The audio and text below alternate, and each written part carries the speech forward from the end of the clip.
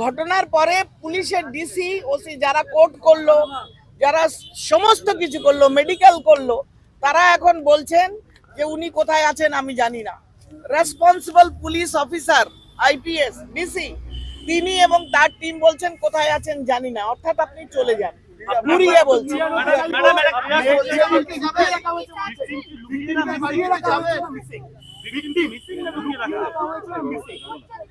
লুকিয়ে রাখা হয়েছে যাতে ওনার বক্তব্যটা মেয়েটির কি বলছে কেউ যাতে জানতে না পারে।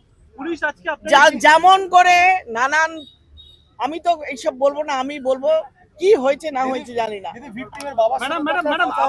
অন্তত 10 বার কথা হয়েছে কালকে।